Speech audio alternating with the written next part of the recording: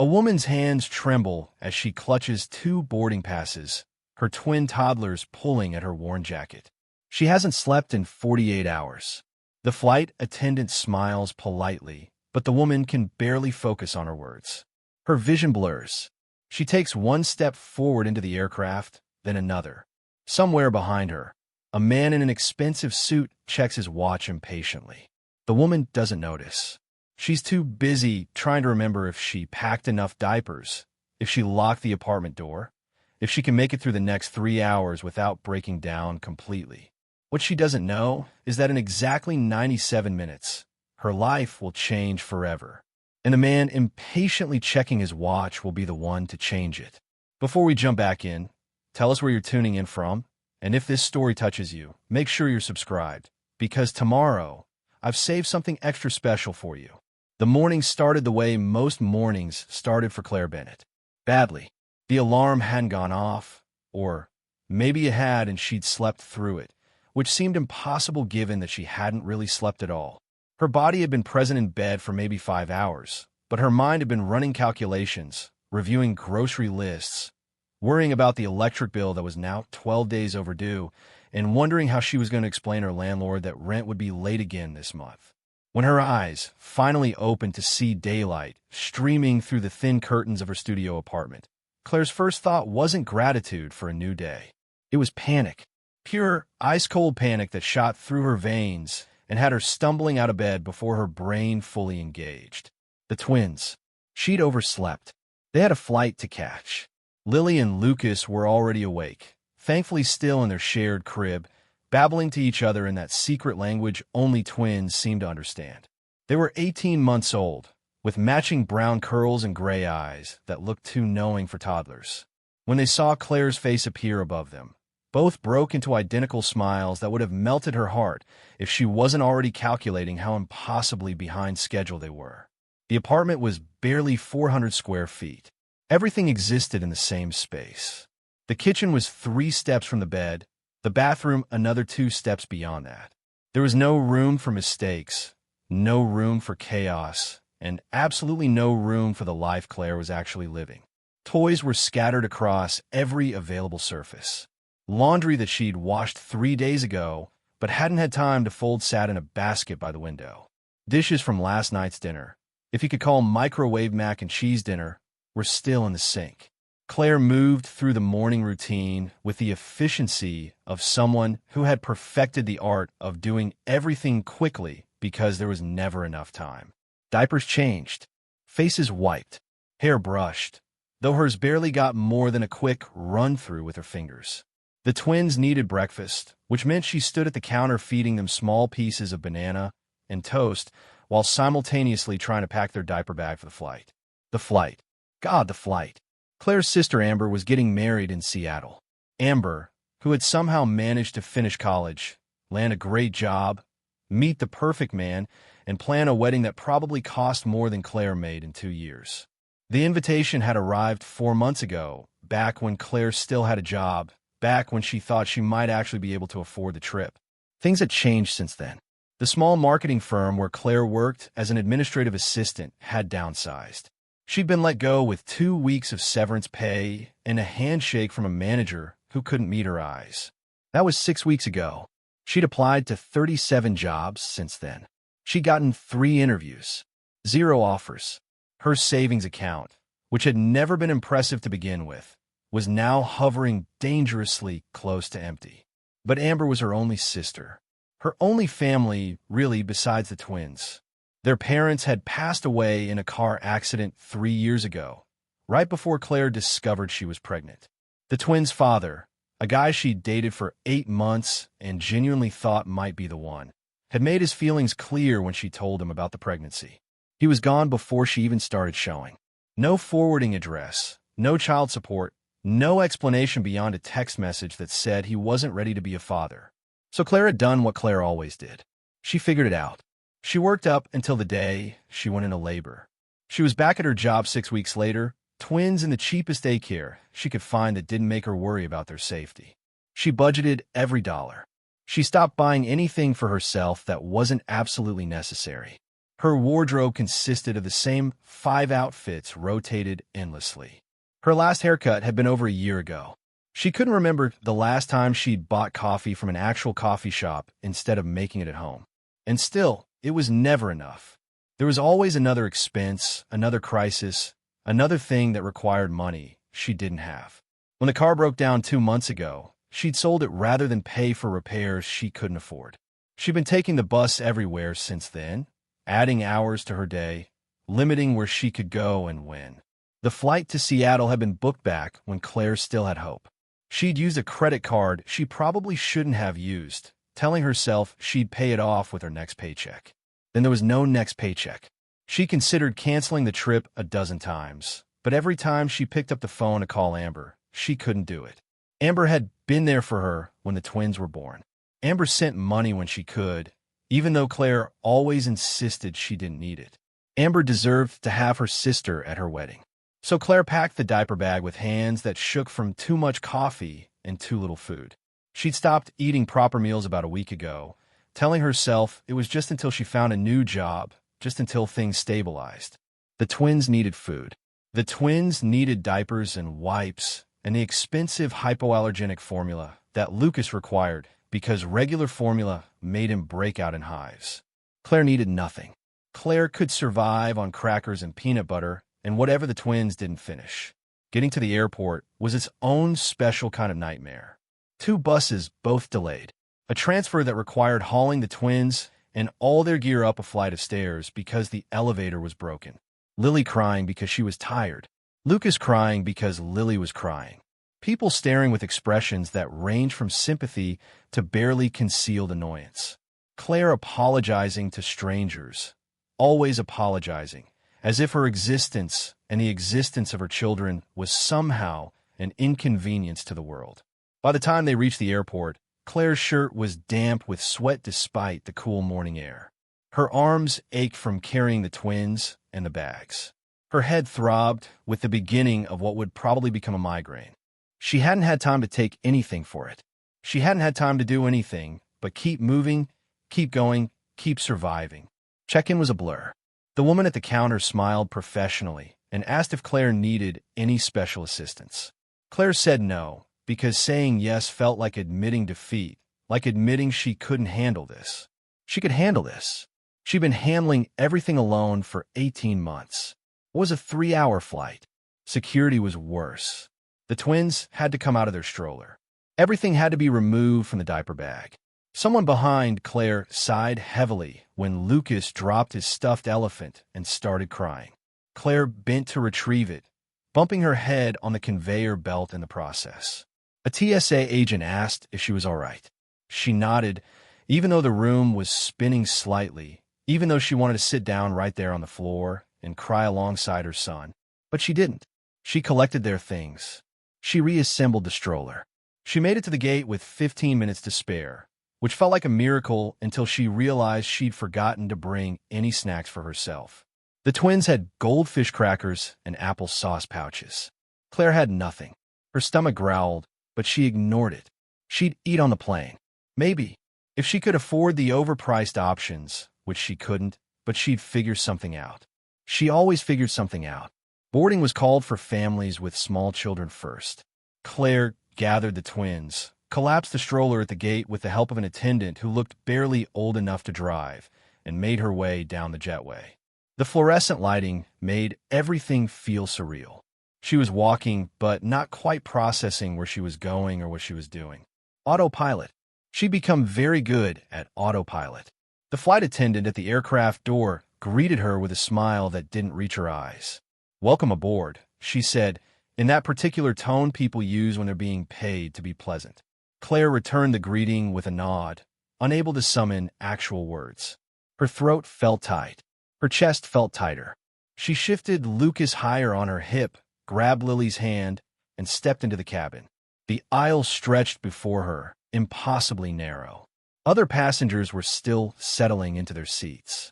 Overhead bins slammed shut with loud thuds that made both twins flinch. Someone laughed too loudly. Someone else was arguing with a flight attendant about bag space. The air smelled like recycled oxygen and other people's breakfast. Claire checked her boarding pass again. Row 23. Middle seats. Of course, they were middle seats. She'd booked the cheapest tickets available, which meant the worst seats on the plane. She should just be grateful they were all together. She navigated down the aisle, murmuring apologies to everyone she passed. A businessman in first class glanced up from his laptop, took in the sight of her and the twins, and immediately looked away. A woman in row 7 actually moved her purse closer to her body, as if Claire and her children might somehow contaminate it. Row 23 was toward the back of the aircraft, right next to the lavatories. Claire could already hear the constant sound of doors opening and closing, the flush of toilets, the rush of water. Perfect. She maneuvered into the row, which required the person in the aisle seat to stand up. He did so with obvious reluctance, holding his phone in one hand, clearly annoyed at the interruption. Getting 2 toddlers settled into airline seats designed for adults was like trying to solve a puzzle with pieces that wouldn't stop moving. Preparing and narrating this story took us a lot of time. So if you're enjoying it, subscribe to our channel. It means a lot to us. Now back to the story. Claire buckled Lily into the window seat, then put Lucas in the middle, then finally collapsed into her own seat. Her hands were shaking. Why had they started shaking? She pressed them against her thighs, willing them to stop. The twins were babbling, excited by the newness of it all, touching everything within reach. The man in the aisle seat returned to his position and immediately put in headphones. Message received. Claire closed her eyes for just a moment. Just one moment to breathe, to gather herself, to prepare for the next 3 hours. She could do this. She'd done harder things. She'd given birth to 2 babies at once. She'd survived on 3 hours of sleep a night for months. She'd held it together when her entire world fell apart. A flight was nothing. A flight was easy. She just had to stay calm, keep the twins entertained, and make it to Seattle. Then she could rest. Maybe, if Amber's wedding wasn't too exhausting. If there was time. If. The pre-flight announcements began. Claire tuned them out, focused instead on the twins. Lucas was already trying to unbuckle himself. Lily was kicking the seat in front of her. Claire gently redirected them, offering toys from the diaper bag, soft books, and small figurines that usually kept them occupied for at least a few minutes. They accepted the offerings, but were clearly more interested in their surroundings. The aircraft pulled away from the gate. The movement made Lily squeal with delight. Lucas started bouncing in his seat as much as the belt would allow. Claire felt that familiar tightness in her chest intensify. Not now. She couldn't have an anxiety attack now. There was no space for her anxiety, no time for her feelings. She had to function. She had to keep the twins safe and happy. Her own mental state was irrelevant. Takeoff was loud and long. The engines roared. The cabin pressure changed. Claire's ears popped. The twins didn't seem bothered by any of it, though Lucas did grab her hand and hold tight. She squeezed back, grateful for the connection, for his tiny fingers wrapped around hers. The plane climbed steeply. Through the window past Lily's head, Claire could see the city falling away beneath them, buildings becoming toys, cars becoming ants, everything becoming smaller and more distant until it all disappeared into clouds. Once they reached cruising altitude, the seatbelt sign dinged off. Immediately, people started moving around the cabin. The lavatories near their row became busy. Every time the door opened, a smell wafted over them. Claire tried not to think about it. She tried to focus on the twins, who were now both demanding snacks. She pulled out the goldfish crackers, rationing them carefully, knowing they had to last the whole flight. The flight attendants came through with a beverage cart. Claire ordered water for herself and apple juice for the twins, even though she knew the juice would probably make them hyper. She poured the tiny cups carefully, wiping up spills with napkins that disintegrated almost immediately. Lucas drank his in 3 gulps. Lily took 1 sip and decided she didn't want any more. Claire drank it rather than let it go to waste. The sugar hit her empty stomach and made her feel momentarily lightheaded. Time passed strangely at 30,000 feet. Claire kept checking her watch, convinced that hours must have passed, only to discover it had been 15 minutes. The twins cycled through toys, books, snacks, and moods. Lily got fussy. Lucas got tired. Both wanted to be held at the same time, which was physically impossible in the cramped space. Claire did her best, alternating between them, bouncing one on her knee while trying to keep the other entertained. The man in the aisle seat kept shooting them looks. Not overtly hostile, but not friendly either. Just a general aura of please make them stop. Claire wanted to apologize, wanted to explain that she was doing her best, that she knew they were being loud, that she was just as exhausted as he probably was by their noise. But she didn't say anything. She just kept managing, kept juggling, kept holding it all together with nothing but willpower and desperation. An hour into the flight, Claire realized she felt strange. Not just tired, which was her default state, but actually strange. The cabin seemed too warm. Or maybe she was too warm. She couldn't tell. Her skin felt clammy. Her head was pounding now, a full-force migraine that made the overhead lights feel like knives. She closed her eyes, but that made the nausea worse. She opened them, but then the fluorescent glare was unbearable. Lily started crying. Not fussing, really crying. Big, gulping sobs that drew attention from nearby passengers. Claire tried to soothe her, bouncing her, offering toys, checking her diaper. Nothing helped. Lily's cries got louder. Lucas, feeding off his sister's distress, joined in. Now, both twins were crying, and Claire felt like she was watching the scene from outside her body. That's her, she thought distantly. That's the terrible mother who can't control her children. That's the woman everyone is staring at, judging, wishing would disappear. Claire stood up, thinking maybe a walk would help. Bad idea.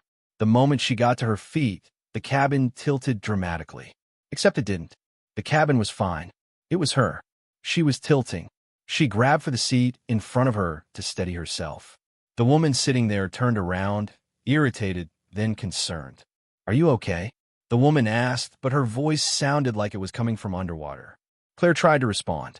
She wanted to say she was fine, just dizzy, just needed a moment. But her tongue felt thick. Her lips wouldn't form the words. The twins were still crying. Someone was asking if she needed help. Multiple voices now, overlapping, impossible to distinguish. The overhead lights were too bright. Everything was too bright, and too loud, and too much. She felt herself falling before she understood what was happening. Her knees simply stopped working.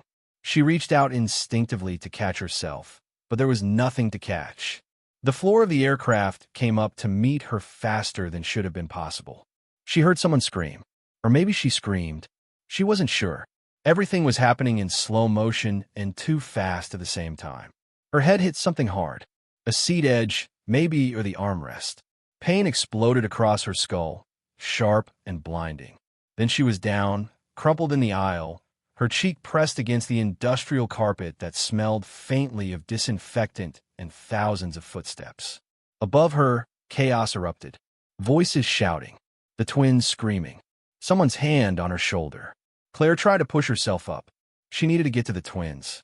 They needed her, but her arms wouldn't cooperate. Her body had staged a complete mutiny. She could hear everything, could process that people were gathering around, that someone was calling for a doctor, that flight attendants were rushing over. But she couldn't move. She couldn't speak. She could only lie there on the floor of row 23, completely helpless, while her children cried for her, just inches away. "Is there a doctor on board?" A voice called out urgently. "Medical emergency in row 23. The announcement repeated, crackling through the intercom system.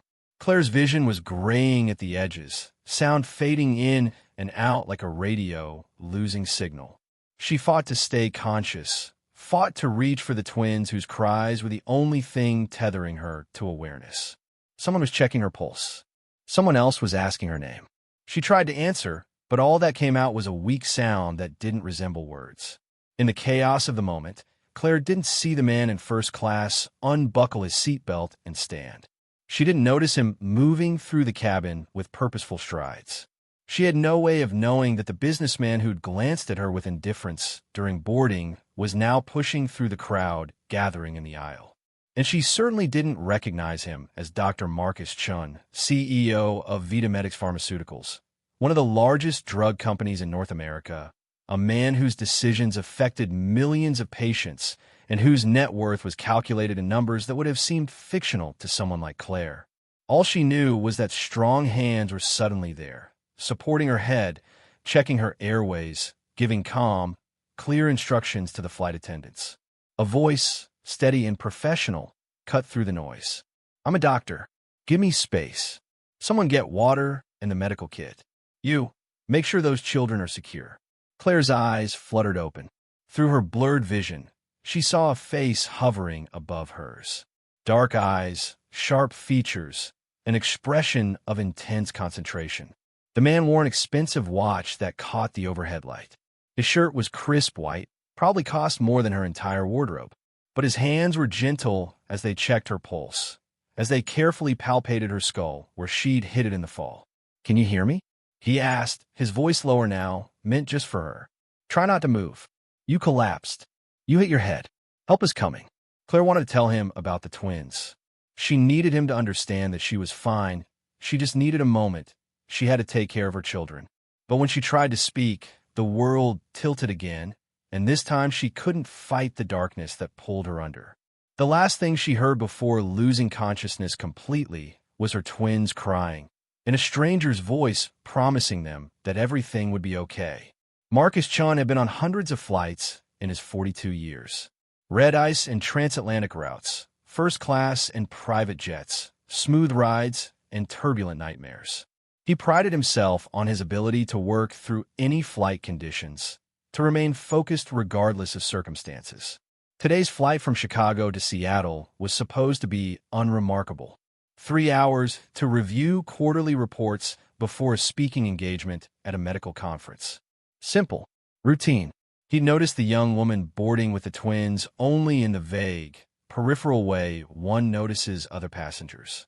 A fleeting thought, there but not retained. Single mother, probably, struggling with 2 kids and too much luggage. He'd seen it before. Everyone had seen it before. It was none of his business. Marcus had long ago learned to insulate himself from the struggles of strangers. Compassion was a luxury he couldn't afford in his position. He made decisions that affected thousands of lives daily. Individual hardships, while regrettable, couldn't influence company policy. That's what he told himself, anyway. What he told the board members who questioned the pricing of life-saving medications. What he told the reporters who asked why Vitamedics drugs cost 3 times as much in America as they did in Canada. Operational costs, research and development, fiduciary responsibility to shareholders. The words came easily after years of practice. Marcus was very good at his job. Some said too good. Some said he'd lost sight of why he became a doctor in the first place. Marcus didn't think about those accusations often. When he did, usually late at night in his empty penthouse apartment, he reminded himself of the good Vitamedics did. The medications they developed saved lives. The profits funded research. It was a complicated system, and he was just one part of it. A highly compensated part. Yes, but one part nonetheless. His coffee had just been refreshed by the flight attendant when the announcement came. Medical emergency. Row 23. Marcus's instinct was to ignore it. Someone else would help. There were over 200 people on this aircraft.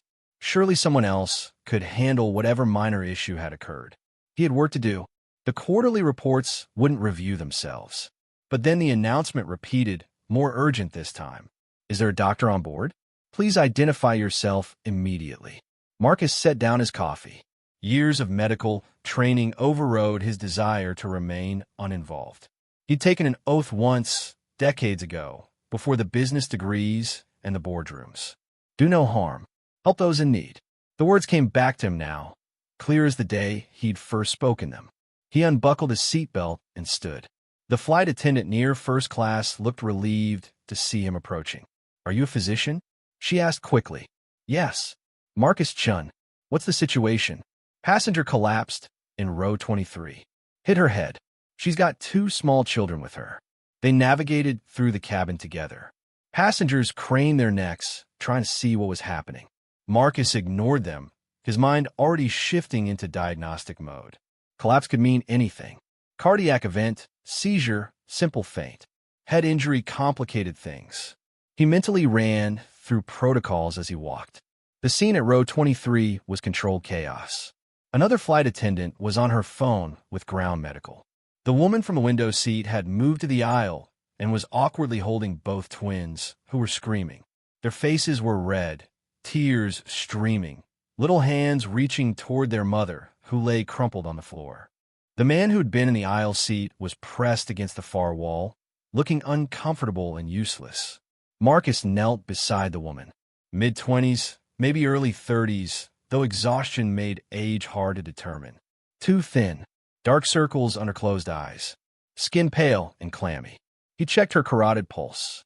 Thready but present, elevated heart rate. Respiration shallow but regular. There was already a bump forming on her forehead where she'd hit the armrest on her way down.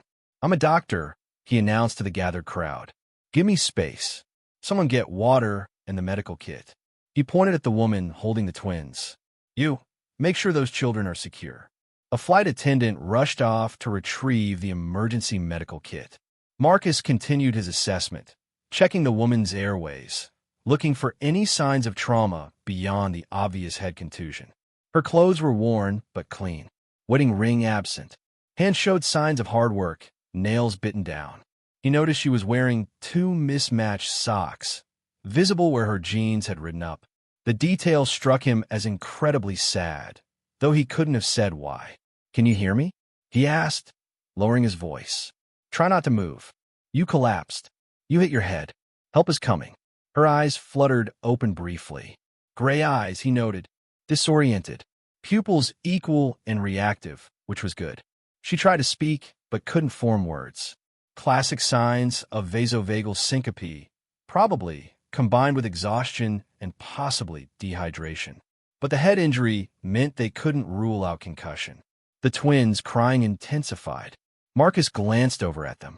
Identical brown curls, matching gray eyes. They looked terrified.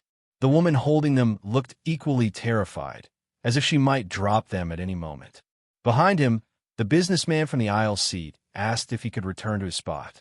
Marcus shot him a look that sent him retreating farther down the cabin. The medical kit arrived.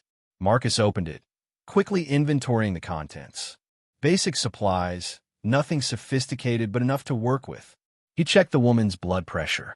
Low, but not dangerously so. Pulse ox showed adequate oxygen saturation. He elevated her legs slightly using rolled blankets a flight attendant provided, improving blood flow to her brain. "What's her name?" Marcus asked the crowd. "Anyone know her?" Silence. Of course. They were all strangers here. The woman began to stir again, consciousness returning in stages. Marcus kept a hand on her shoulder, preventing her from sitting up too quickly. "Easy," he said. "You fainted. You're safe. Just stay still for a moment." Her eyes focused on him, and he saw the moment awareness returned. She tried to sit up despite his instruction. "The twins," she managed to say, voice hoarse. I have to." "They're fine," Marcus assured her, though he had no idea if that was true. "They're being held by another passenger. But right now, you need to focus on yourself.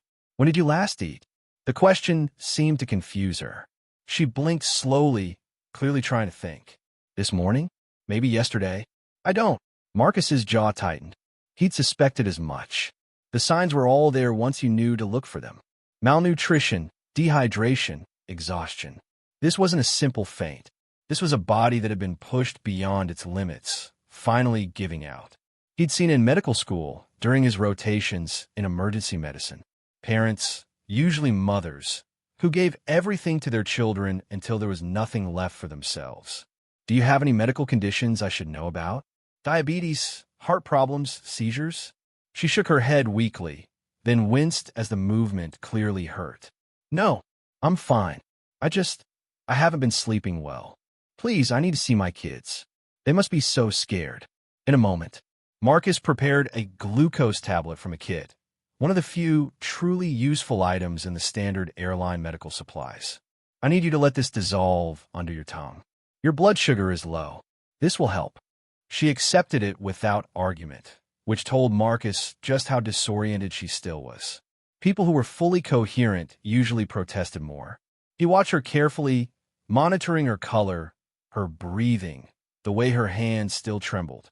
The twins continued to cry, though one of them had quieted slightly. The sound clearly distressed their mother. She kept glancing past Marcus, trying to see them, her whole body tense with the need to get to her children. "What's your name?" Marcus asked, partly to assess her cognitive function, partly because calling her you seemed inadequate. "Claire," she whispered. "Claire Bennett." "Claire, I'm Dr. Chun. You've had what we call a syncopal episode. You fainted. When you fell, you hit your head on the armrest. I need to check that injury. Make sure you don't have a concussion. Can you follow my finger with your eyes?" He performed a basic neurological assessment. She tracked his movement adequately, answered questions about the date, where she was going, though she hesitated on the last one as if momentarily forgetting. Memory issues could indicate concussion, but they could also just indicate someone who was too overwhelmed to think straight. "How many fingers am I holding up?" "3." She answered correctly. "Good. Any nausea, dizziness, vision problems?" "Everything's a little blurry, and my head really hurts." "That's expected. You have a contusion forming. We'll get you some ice." He turned to the flight attendant. "Can we get ice wrapped in a towel? And more water, room temperature." The attendant nodded and hurried off. Marcus returned his attention to Claire. "I'm going to help you sit up slowly. Don't rush. If you feel dizzy or like you might faint again, tell me immediately." He supported her as she rose from the floor, moving at a glacial pace, letting her body adjust to each new position. She made it to a sitting position, back against the seats, but the effort cost her. She was breathing hard, sweating despite the cool cabin air. Marcus didn't let go, his hand remaining on her shoulder, ready to catch her if she started to go down again. The woman holding the twins approached cautiously. Should I bring them over?" Claire's eyes filled with tears. "Yes, please. Please." The woman transferred the twins carefully. They immediately stopped crying, grabbing for their mother, burying their faces against her. Claire held them as if they were life preservers, and maybe in a way they were. Marcus watched the reunion with a clinical detachment that he perfected over years of practice. Emotional scenes were part of medicine. You acknowledged them, you worked around them, but you didn't let them affect you. That way led to burnout. Yet something about this particular scene bothered him. Maybe it was the way Claire clutched those children despite barely having the strength to hold herself upright. Maybe it was the twins themselves, impossibly small and vulnerable, their whole world reduced to the mother who just terrified them by collapsing. Maybe it was the growing awareness in Marcus's mind that this woman had been on the verge of collapse for a long time, and no one had noticed or cared enough to intervene. The ice arrived. Marcus wrapped it in the towel and gently pressed it to the bump on Claire's forehead. She flinched but didn't pull away. One twin, he couldn't tell which, grabbed his hand curiously. Small fingers wrapped around his index finger.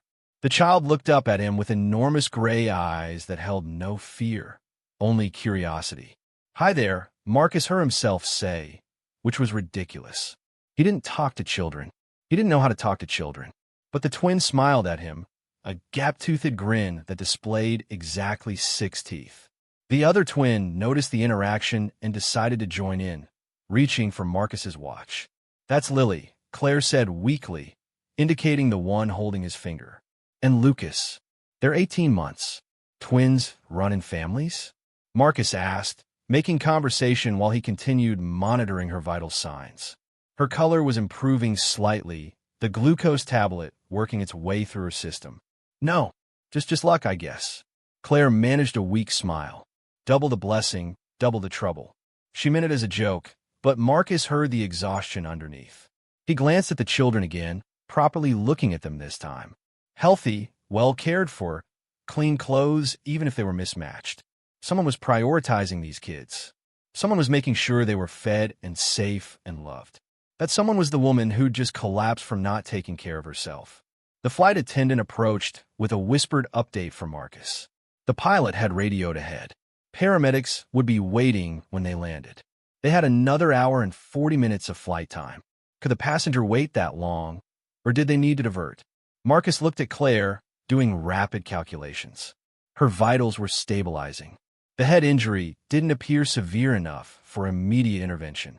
She was conscious and coherent.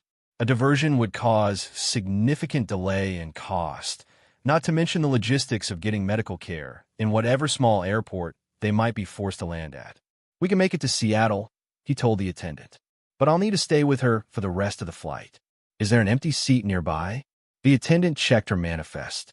"We have an empty seat in first class. Would you like her moved up there where there's more room?" Claire started to protest before Marcus could respond. "I can't afford. My ticket is I don't have money for an upgrade." "It's not an upgrade." Marcus cut her off more sharply than he'd intended. "It's a medical accommodation. You need proper monitoring until we land." He didn't mention that he would personally cover any cost difference if the airline tried to charge her. He didn't examine too closely why he was making that mental commitment. It wasn't like him to get personally involved. But looking at this woman holding her children with arms that shook from weakness, wearing mismatched socks and clothes that had clearly seen better days, something in Marcus's carefully constructed walls developed a crack. "Can you stand?" he asked. "We'll take it slow." "I can manage," Claire insisted, but the moment she tried to get her feet under her, it was clear she couldn't. Not while holding two toddlers. Not in her current state. She would have tried anyway, Marcus realized. She would have forced herself up through sheer stubborn will, probably passed out again in the process. He made a decision. "Let me take one of them. It'll make it easier to move." Claire's arms tightened protectively around the twins. She clearly didn't want to let them go, didn't want to trust them to a stranger, even a stranger who'd just helped her. Marcus understood. If their positions were reversed, he'd feel the same way. He waited, not pushing, letting her come to the conclusion herself. Finally, with visible reluctance, she released Lucas. The boy came to Marcus easily enough, apparently unbothered by being held by someone new. He was heavier than Marcus expected, solid and warm. When was the last time Marcus had held a child? He couldn't remember. Maybe never. It felt foreign and terrifying and strangely natural all at once. Together, slowly, they got Claire to her feet. She swayed dangerously, and Marcus's free arm shot out to steady her. She leaned into him more heavily than she probably intended, and he felt the sharpness of her shoulder blade through her thin shirt. When had she last had a proper meal? The glucose tablet was a temporary fix. This woman needed food, rest, and probably a thorough medical evaluation. They processed down the aisle with the careful steps of a funeral march. Passengers watched with undisguised curiosity. The first-class cabin felt like a different world. The seats were wider, the air somehow cleaner, the lighting softer. Claire had never been in first class before. She'd walked through it dozens of times on other flights, averting her eyes from the passengers who reclined in luxury while she squeezed into economy. But she'd never sat in one of these leather seats that probably cost more than her monthly rent. Marcus guided her to an empty seat by the window, still holding Lucas with surprising competence for someone who'd admitted he didn't spend time around children. The flight attendant appeared immediately, offering assistance, bringing pillows and blankets without being asked. Claire sank into the seat and felt like she might dissolve into it completely. Everything was so soft. When had anything in her life last been soft? Lily squirmed in her arms, wanting down, wanting to explore this new environment with all its fascinating buttons and screens. Claire held her tighter, not trusting her own ability to chase after a toddler right now. Marcus seemed to understand without being told. He settled into the seat across the aisle, still holding Lucas, creating a barrier that kept both children contained between them. The flight attendant returned with orange juice and crackers. "Doctor's orders," she said with a smile that seemed genuine rather than the professional courtesy Claire usually encountered. "You need to get something in your system." Claire wanted to refuse. The crackers looked expensive, the kind served in first class, not the generic saltines from economy. But her hands were already reaching for them, her body overriding her pride. She ate 3 crackers in rapid succession, barely tasting them, just needing the substance.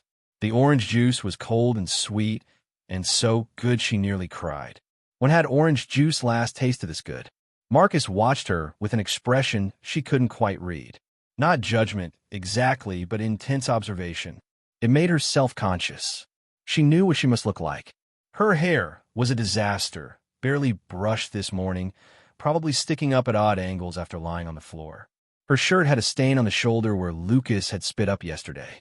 Her jeans were the same ones she'd been wearing for 3 days because laundry cost money and required time she didn't have.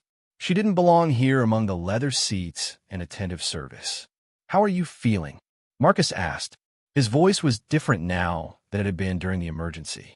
Less clinical, though still maintaining professional distance. "The ice pack is helping?" Claire realized she was still holding the makeshift ice pack to her forehead. Her hand had gone numb from the cold. "Yes, thank you. I'm sorry for all the trouble. I'm sure you have more important things to do than babysit me." "Making sure you don't have a concussion is fairly important," Marcus replied. "And hardly babysitting. I'm a doctor. This is what I do." "But not on planes," Claire said. "You were a passenger. I interrupted your flight. Medical emergencies don't respect itineraries." He shifted Lucas to his other knee. The boy had discovered Marcus's watch again and was trying to pull it off his wrist. "How long has it been since you've eaten a real meal?" The question was asked casually, but Claire heard the assessment underneath. She felt heat rise to her cheeks. "That's really not your concern. You collapsed from what appears to be a combination of malnutrition, dehydration, and exhaustion. That makes it medically relevant." Marcus's tone remained even, factual.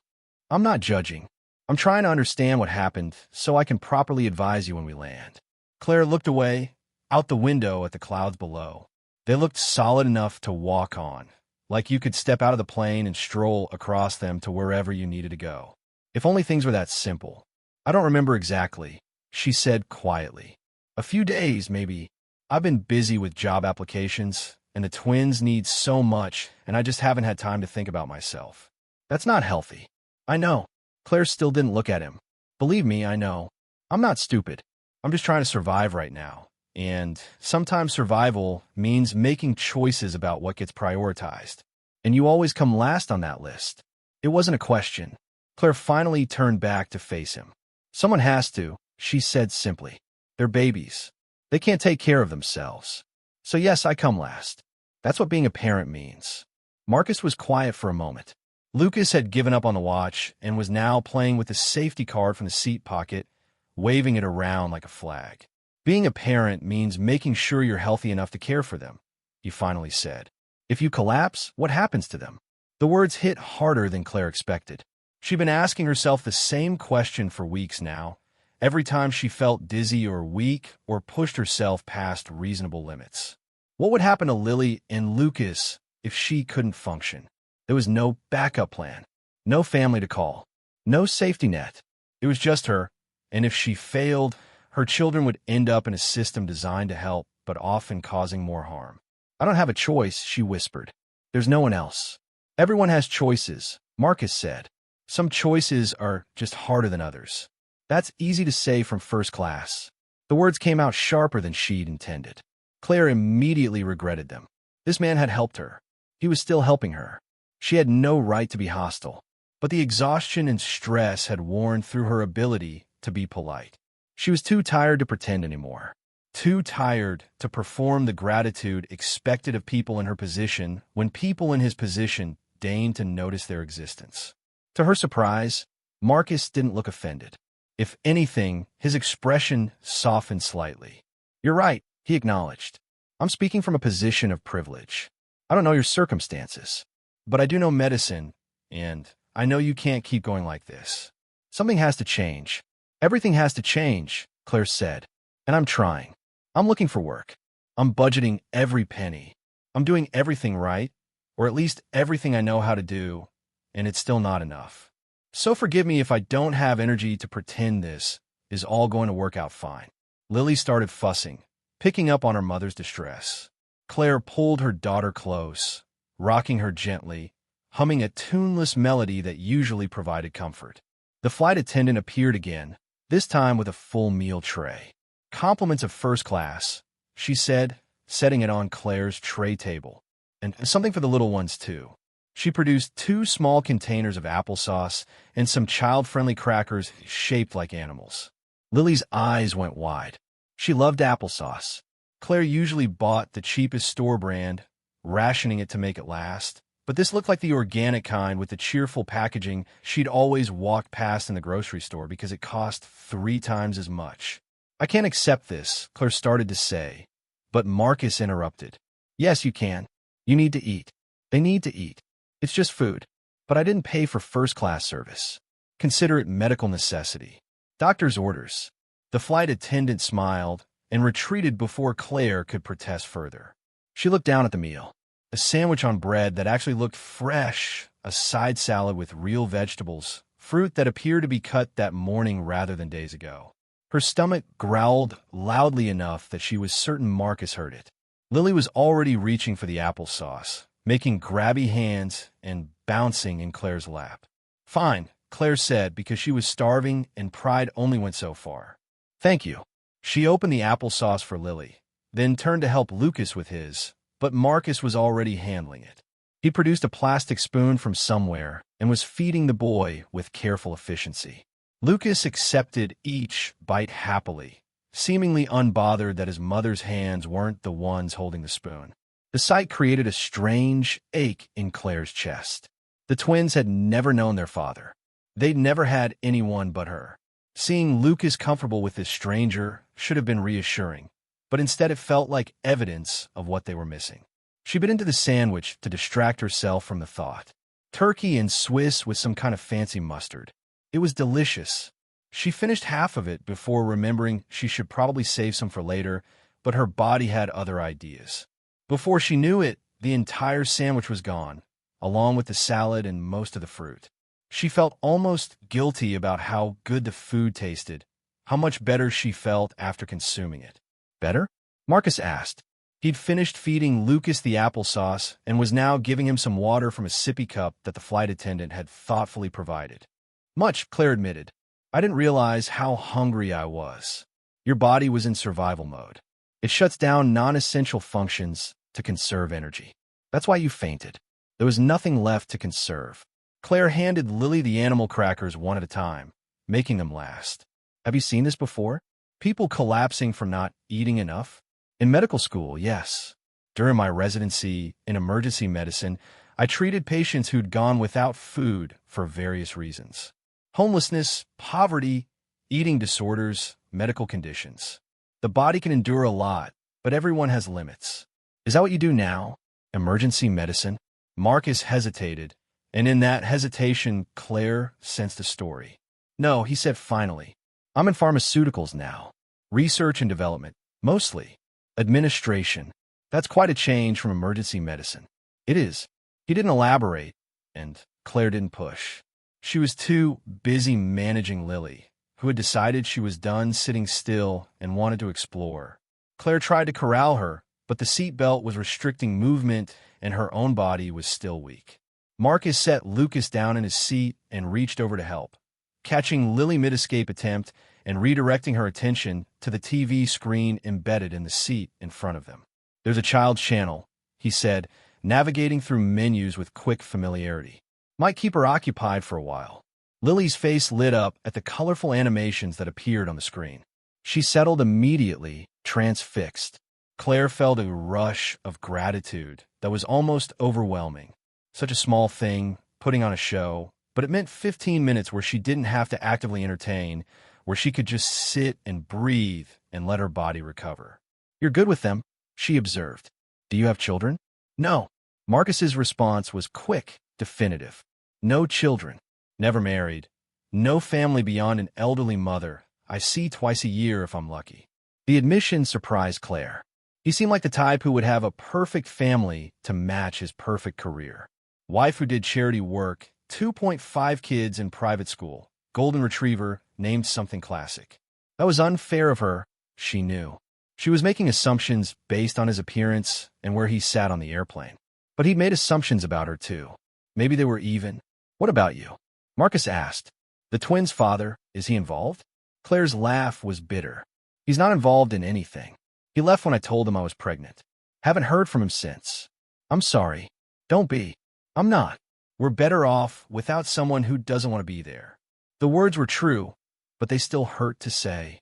In her darkest moments, usually at 3 in the morning when both twins were crying and she was running on no sleep and less hope, Claire wondered if they really were better off. Maybe having an uninvolved father would have been better than having no father at all. Maybe she was being selfish, trying to do this alone. Maybe she should have given them up for adoption to a family that could actually provide for them. But then morning would come, and Lily would smile at her over breakfast, and Lucas would reach for her when he was scared, and Claire would know she couldn't let them go. They were hers. They were the only thing in her life that made sense. Lucas had fallen asleep in his seat, head tilted at an angle that would definitely give him a stiff neck later.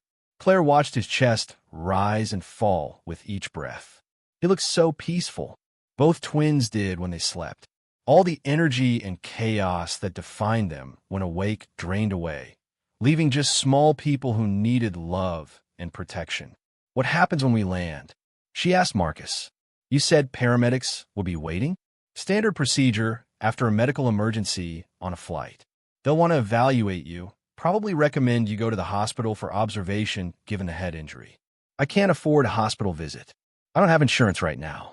The insurance through my job ended when they let me go, and I've been meaning to get on a marketplace plan, but everything costs money, and I keep having to prioritize, and it never seems like the right time. She was rambling now, all the stress and fear spilling out. Marcus listened without interrupting. When she finally stopped talking, he was quiet for a long moment. The evaluation by the paramedics will be covered by the airline, he said finally. As for further treatment, we can discuss options. But your health needs to be the priority right now. You understand that if you have a serious concussion and don't get it treated, you could have complications? Seizures, brain bleeding, loss of consciousness? Claire closed her eyes. She did understand. She wasn't ignorant about medical issues. But understanding and being able to do something about it were two different things. What would you do? She asked. If you were in my position, with no money and 2 kids depending on you, what would you do? That's not a fair question. I've never been in that position. Pretend you have been. What's the rational choice here? Marcus was quiet again. Outside the window, the clouds had thinned. Claire could see patches of ground below, fields and roads like a toy landscape. They were descending, she realized. The flight was almost over. Soon they'd land, and this strange bubble would pop. Marcus would return to his life of first-class seats and expensive watches. She'd return to her life of food banks and overdue bills. This intersection would end, and they'd never see each other again. The rational choice, Marcus said slowly, is to accept help when it's offered. To acknowledge that you can't do everything alone, even when you want to. To prioritize long-term stability over short-term pride. I don't have any pride left, Claire said. Pride requires energy I don't have. Then let me help you. The offer hung in the air between them. Claire looked at him, really looked at him, trying to understand what he was offering and why. He was a stranger. They'd known each other for less than 2 hours. He had no obligation to her beyond the medical care he'd already provided. Yet here he was, making vague offers of help that implied ongoing involvement. Why? She asked bluntly. Why would you help me? You don't know me. I'm nobody to you. That's not true. You're my patient right now. And beyond that, you're a mother trying to care for her children with inadequate resources through no fault of your own. That deserves support, not judgment. People say that, but they don't mean it. Not really. They see single mothers, and they assume we made bad choices, got ourselves into this mess, probably deserve whatever hardship we're facing.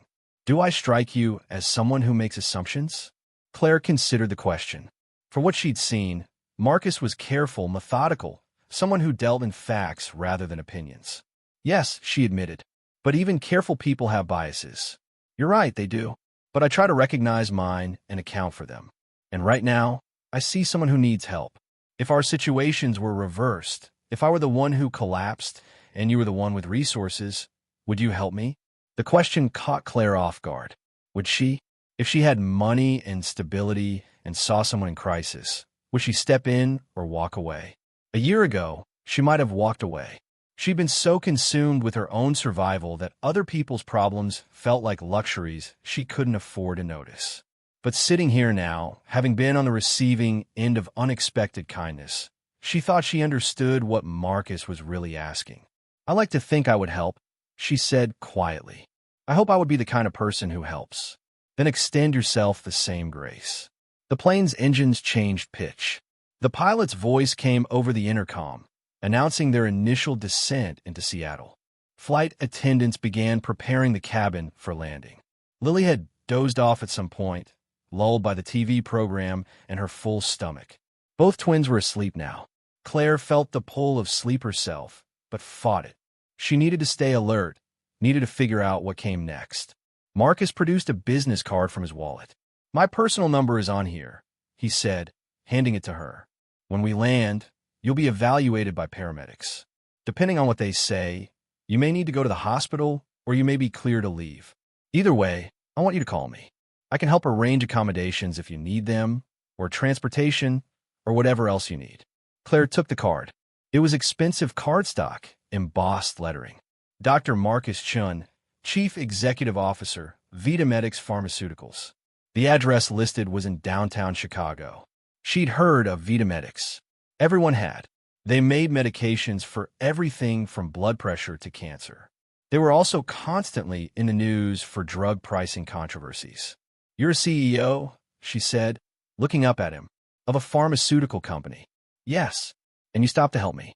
Marcus's expression was hard to read. "I'm a doctor before I'm a CEO," he said. "At least I try to be." It's easy to forget that when you're sitting in boardrooms making decisions about profit margins.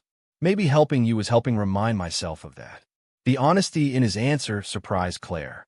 She'd expected corporate speak, the polished response of someone used to managing his image. Instead, he'd given her something real. She looked at the card again, at his name in raised letters, at the Chicago address that represented a world so far from hers they might as well be different planets. "I don't know how I'd pay you back," she said. "Whatever help you're offering, I can't afford it. I can barely afford to feed my kids. I'm not asking you to pay me back. I'm offering help because I can, and you need it. That's the entire transaction. People don't just do that. There's always strings attached." "No strings," Marcus said firmly. "I'll connect you with resources in Seattle, help you get medical care that won't bankrupt you, maybe assist with short-term necessities. That's it. You don't owe me anything beyond taking care of yourself and those kids." Claire wanted to believe him. God, she wanted to believe that someone would help without expecting something in return, without judging her, without making her feel like a charity case. But experience had taught her to be suspicious of generosity. Nothing in life was free. Everything cost something, even if the price wasn't immediately obvious. The plane touched down with a slight jolt. Lily stirred but didn't wake. Lucas slept on, oblivious. They taxied to the gate, the familiar sounds of seat belts clicking and overhead bins opening filling the cabin. Claire gathered her few belongings, trying to wake the twins gently. They both protested, cranky from interrupted sleep. Marcus helped her collect their things without being asked. He held Lucas while Claire managed Lily and the diaper bag. They waited for the other first-class passengers to deplane, then made their way up the jetway. Claire's legs felt unsteady, her head still aching despite the medication they'd given her. She concentrated on putting one foot in front of the other, on not dropping Lily, on making it through the next 5 minutes. The paramedics were waiting just past the gate. 2 men with kind faces and professional demeanors. One of them had a medical bag. The other carried a portable chair. They asked Claire to sit while they did their evaluation. She complied, too tired to argue. Marcus stood nearby, still holding Lucas, answering questions when the paramedics directed them at him. Blood pressure still low, but improving. Pupils equal and reactive. No signs of concussion beyond the contusion and headache. Recommended rest, hydration, regular meals, and follow-up with a primary care physician within the week. One paramedic wrote everything down while the other prepared a cold pack for Claire's forehead. "We'd normally recommend transport to the hospital for observation," the first paramedic said, "given the head injury and the nature of your collapse. But if you're feeling stable and have somewhere to go, someone to monitor you, you can refuse transport." Claire looked at Marcus. He gave a small nod. "I can arrange somewhere for her to stay," he told the paramedics.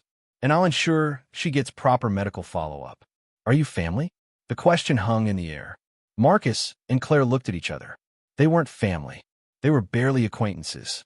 But the word created a strange intimacy, an acknowledgement that something had shifted between them during that flight. "I'm her doctor," Marcus said, which was technically true. "I'll take responsibility for her care." The paramedics seemed satisfied with that answer. They had Claire sign some paperwork refusing transport, gave her a pamphlet about head injuries, and reminded her to seek immediate medical attention if she experienced any worsening symptoms. Then they were gone, disappearing back into the terminal to wait for the next emergency. Claire stood, swaying slightly. Marcus steadied her with his free hand. "You don't have to do this," she said. "I can manage on my own." "How?" Marcus asked, not unkindly, but direct. "Where were you planning to stay? How are you getting there? Do you have money for a hotel, for food, for anything?" Claire opened her mouth to answer, then closed it. She'd been planning to stay with her sister Amber, but Amber's apartment was small and already full of out-of-town wedding guests. Claire had planned to sleep on the couch with the twins, to stay out of the way, to take up as little space as possible. Now, she wasn't even sure she could make it to Amber's apartment without collapsing again. "That's what I thought," Marcus said gently. "So let me help. Just for today. Get you settled somewhere safe. Make sure you have what you need. Tomorrow you can figure out next steps." "Why are you doing this?" Claire asked again, because she still didn't understand. "What do you get out of helping me?" Marcus looked down at Lucas, who was awake now and staring up at him with those serious gray eyes. "Peace of mind," he said finally. "The knowledge that I didn't walk away when I could have helped. That I used my resources for something that mattered instead of just accumulating more resources." That's a very philosophical answer. I'm a very philosophical person when I'm not being a corporate robot. Despite everything, Claire smiled. "Okay," she said. "Just for today. Just until I can figure things out." "Just for today," Marcus agreed. They made their way through the terminal. Marcus handled logistics with the efficiency of someone used to having things done for him. He arranged for a car service, ordered food to be delivered to wherever they were staying, made phone calls to people whose titles Claire didn't catch. She followed along, carrying Lily, letting him carry Lucas, too tired to do anything but accept that her life had veered wildly off course, and she no longer had any control over where it was going. The car was waiting at passenger pickup, not a taxi or a rideshare, but an actual town car with a driver in a suit. Claire had never been in a car like this. The seats were leather. The windows were tinted. There was a bottle of water waiting for her in the cup holder. She buckled Lily into the car seat that Marcus must have arranged to have installed, then took Lucas from him so he could get situated. "Where are we going?" she asked as the car pulled away from the curb. "A hotel near the hospital," Marcus said. "Nothing fancy, but clean and safe. 2 rooms, so you'll have privacy. I've arranged for meals to be delivered and for someone to bring any supplies you might need for the twins." "This is too much," Claire protested weakly. "I can't let you pay for all this. You're not letting me do anything. I'm choosing to do it. There's a difference." The drive took 20 minutes through afternoon traffic. Claire watched Seattle pass by the window. She'd been here once before, years ago, before the twins, before her life became defined by survival. It had seemed like such a vibrant city then, full of possibility. Now it just looked like any other place where she didn't belong. The hotel was nice, but not ostentatious. A mid-range chain, the kind business travelers used. The lobby was clean and well-lit. The woman at the front desk greeted Marcus by name, which suggested he'd called ahead. He handled check-in while Claire stood with the twins, both of whom were getting restless. She was running through her mental inventory of their supplies. They needed dinner soon. Baths, ideally, though she'd settle for a quick wipe down. Fresh diapers. She had maybe 3 left in the diaper bag, which wouldn't be enough for tonight and tomorrow morning. Marcus returned with key cards. "Top floor," he said. "Away for the elevators, so it should be quiet. I've arranged for the supplies to be delivered in about an hour. Is there anything specific you need beyond the basics?" Claire's mind went blank. Beyond the basics. What even were the basics anymore? Food, shelter, safety. Everything else felt like luxury. Diapers, she managed to say. Size 4. And wipes. Baby shampoo, if possible. They both need baths. Already on the list. "Anything for you?" "I don't need anything." Marcus gave her a look that suggested he knew that was a lie, but wasn't going to argue about it now. "Let's get you upstairs." You need to rest. The room was more than Claire had expected. A king bed with crisp white sheets, a couch by the window, a bathroom with a tub. The connecting door led to an identical room that Marcus indicated was his. For monitoring purposes, he explained, head injuries require observation for the first 24 hours. I need to check on you periodically. You're staying here? Claire had assumed he'd drop her off and leave. That his involvement would end once she was somewhere safe. Just tonight, to make sure you're stable. Then I'll get out of your way. Claire set Lily down on the bed. The little girl immediately started bouncing, delighted by the space and the softness. Lucas wanted to join her, so Claire placed him next to his sister. They rolled around together, giggling, creating a moment of pure joy that felt surreal against the backdrop of the day's chaos. Marcus watched them with an expression Claire couldn't decipher.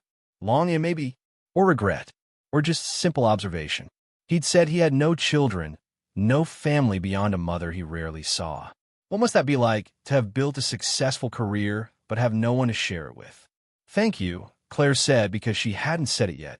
Not properly. For helping me on the plane. For all of this. I don't know how I'll ever repay you, but I'm grateful. You don't need to repay me, Marcus repeated. You just need to take care of yourself. Can you do that? Claire looked at her children, still laughing on the bed, oblivious to how close they'd come to losing their mother today. I could try, she said. That's all I'm asking. The supplies arrived an hour later. Diapers, wipes, baby shampoo, fresh clothes for the twins. Food. More food than Claire had seen in one place in months. Sandwiches and salads and fruit and yogurt. Snacks for the twins, juice boxes, everything they could possibly need. Claire stared at all, tears welling up despite her best efforts to maintain composure. Marcus had gone to his own room to make phone calls, giving her privacy. She was alone with the twins and more resources than she knew what to do with. She fed them dinner, watched them eat until they were full, something that rarely happened anymore.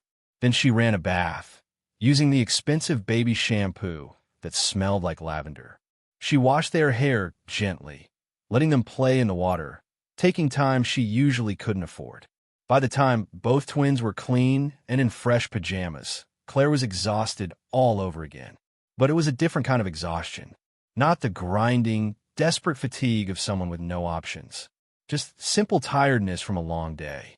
She put the twins to bed on the king mattress, lying between them, feeling their small, warm bodies on either side. She should stay awake. She should eat something herself. She should check her phone, see if Amber had been trying to reach her. She should do 100 things. But her body had other plans. Her eyes closed, her breathing even out.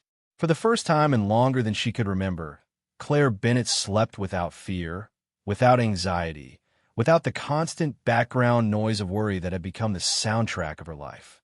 In the connecting room, Marcus heard the silence through the door and knew she'd fallen asleep. He should do the same. Tomorrow would bring complications, questions, reality reasserting itself. But tonight he'd done something good. He'd helped someone who needed it. That had to count for something. He thought about the woman sleeping in the next room, about the children she was raising alone, about the systems that had failed her so completely. He thought about his company, about the medications they sold for prices people couldn't afford, about the choices he made every day that prioritized profit over people. He'd told himself for years that it was complicated, that he was just one person in a large system, that his hands were tied by market forces and shareholder expectations. But looking at Claire, seeing firsthand what poverty and desperation looked like, Marcus realized he'd been lying to himself. His hands weren't tied.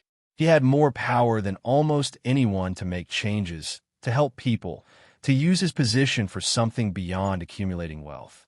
He'd just been too comfortable, too insulated, too convinced that the way things were was the way they had to be. Tomorrow, things would have to change. But tonight, he let himself feel something he hadn't felt in years. Hope that he could be better, do better, matter in a way that went beyond quarterly earnings reports. In the next room, Claire dreamed of planes that didn't crash, of safety nets that caught you, of strangers who helped without expecting anything in return. And for one night, her dreams felt almost possible. Morning light filtered through the hotel curtains, waking Claire slowly. For a disoriented moment, she didn't remember where she was. The bed was too soft, the room too quiet, the air too clean. Then memory returned in fragments. The flight, the collapse, Marcus helping her, this temporary sanctuary. The twins were still asleep beside her, their breathing steady and peaceful. Claire touched her forehead gingerly. The swelling had gone down overnight, leaving only tenderness and a fading bruise. A knock on the connecting door made her sit up carefully. She checked that she was decent before answering. Marcus stood there, already dressed, holding 2 cups of coffee. "Thought you might need this," he said. "How are you feeling?" "Better. Much better, actually." Claire accepted the coffee gratefully. "Thank you for staying. I know that wasn't part of your plans." "Plans change." Marcus leaned against the doorframe. "I checked with the hospital. There's a clinic that accepts patients regardless of insurance status.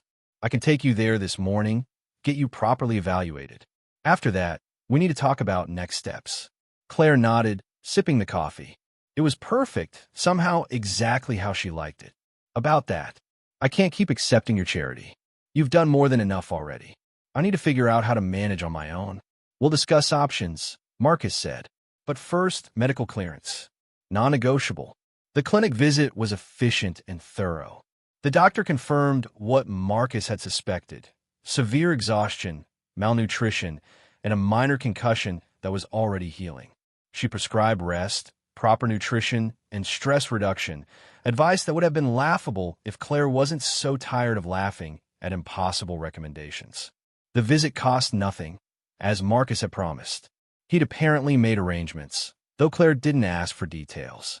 Back at the hotel, while the twins napped, Marcus and Claire sat across from each other at the small table by the window. He brought his laptop, pulling up spreadsheets and documents that looked official and overwhelming. "I've been thinking about your situation," he began. "You need stable employment, childcare you can afford, and housing that doesn't consume your entire income. Those are the basics." Claire felt defensive rising. "I know what I need. I've been trying to find those things. It's not as simple as you're making it sound. I understand that. But I have resources you don't. Connections, access, the ability to make things happen quickly." Marcus turned the laptop toward her. "Vitamedics has a program for single parents. Flexible hours, on-site childcare, comprehensive benefits. We're looking to fill several administrative positions. You'd be qualified for at least 3 of them." "In Chicago," Claire said, looking at the job listings. "I can't just move to Chicago. My sister is here.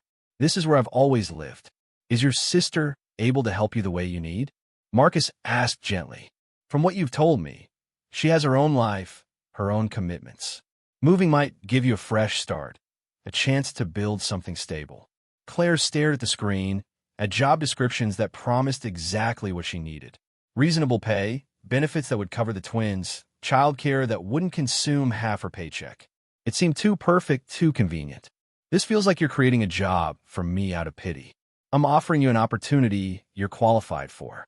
Whether you take it is entirely your choice." Marcus closed the laptop. "But I want you to really consider it. Not just react out of pride or fear. Think about what's best for Lily and Lucas." The twins woke then, derailing the conversation. Claire fed them lunch from the supplies that kept appearing, changed diapers, wiped faces. Marcus helped without being asked, comfortable now with the routine. He made Lucas laugh by playing peekaboo with a napkin. He patiently helped Lily stack blocks, only to have her knock them down repeatedly. Watching him, Claire saw something unexpected. Not just competence, but genuine enjoyment. This man who claimed he knew nothing about children was natural with hers. That afternoon, Claire's phone rang. It was Amber, frantic with worry. "Where have you been? I've been calling for hours. Are you okay? Are the twins okay?" Claire explained what happened, leaving out many details, downplaying the severity. Amber was horrified and apologetic and insisted Claire come stay with her immediately.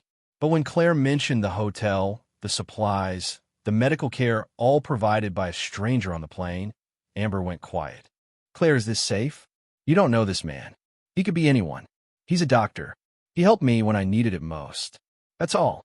But there was doubt in her own voice now. Was she being naive? Marcus had given her his business card, which checked out online. But that didn't mean his motives were pure. People didn't just help strangers without expecting something. Yet when she looked at him playing with her children, when she remembered his steady hands during her crisis, nothing felt threatening.